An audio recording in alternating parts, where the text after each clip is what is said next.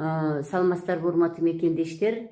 Мен мына лимфанын сүрөтүнөн баштадым. Ушуну албетте скриншот кылып алсаңыздар, жана эң негизгиси мына ушул көкүрөк тушундагы лимфанын келип көк тамырга куйган жерин эстеп калыңыздар.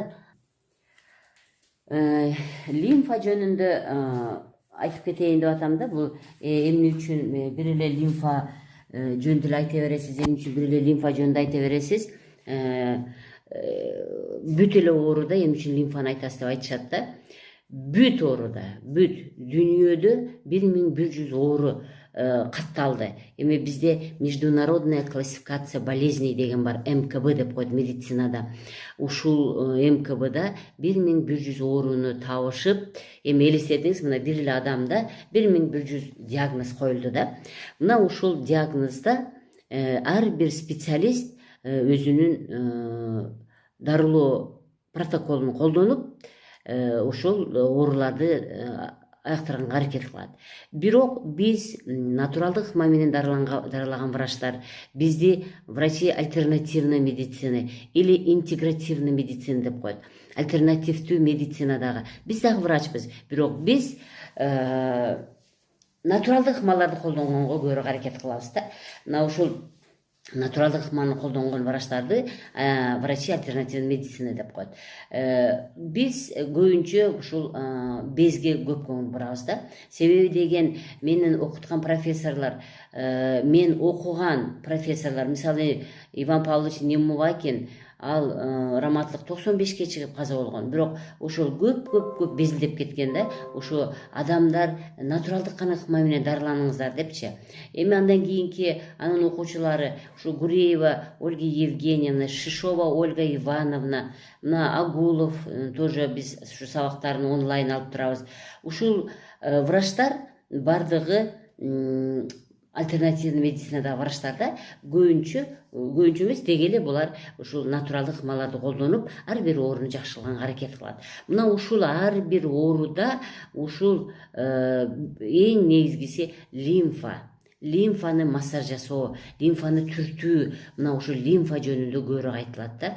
Эмне үчүн? Негизгиси мындай түшүнүңүздөр, бизде 3 тамыр бар. Мына мен артымда көрүнүп турат. Бул кызылган тамыр, вена тамыры, анан кийин азыркы мен көрсөткөн без тамыр. Мына ушул 3 тамыр бизди деги эле тирүү жанды ушул 3 тамыр кармап турат. Кан барган жерде дарт жатпайт дейт кыргыздарчы. Кан барган жерде дарт жатпайт. Дагы бир жакшы кыргыздын эң диагноз коюп кеткени бул ичиң таза болсун дегени да. Мына ошон үчүн мына курсакты сөзсүз түрдө мен дайым курсактагы органдарды түртүңүздөр, жана ошол жактагы лимфаларды түртүңүздөр деп дайым безилдеп келем. Эмне кызмат аткарат лимфа? Демек биздеги артерия, вена жана көк кан тамыры үч түрдүү кызмат аткарат экен. Кызыл кан тамыры бизге тамак жеткирет экен. Ал эми без тамыр болсо, булар чистейшая канализация деп айтат менин профессорум. Бул чыныгы канализация. Мына ушул биздеги пайда болгон керексиз нерсенин бардыгы бир гана лимфа менен чогулуп келет. Ошол чогултуп алып келип туруп, анан кийин көк кан тамырга куюп берет. Кандайча кылып ал чогултуп келет? Мисалы, сиз тамак жедиңиз, ал ашказандан, мына мен артымдагы сүрөттү карап туруңуз, ашказандан ички чеги өтөт. Ички чегиден алар өт менен уйку безинин негизинде ийрүү болот, жана ошол жерден кан тамырларга сиңип биздин денебизге таратылат. Биздин денебиз, мына мен айтам, чачыбыздын учунан баштап, колубуздун учуна чейин, бутубуздун учуна чейин деги эле биздеги бүт органдар, алар клеткалардан турат. Мына ошол клеткалар ушу тамак менен тамактангандан кийин өзүнүн сиңбей калган нерселерди чыгарып берет. Мына ошол сиңбей калган нерселер лимфа бездери аркылуу кайрадан төмөн жактан жогору карап ташылып келинет экен.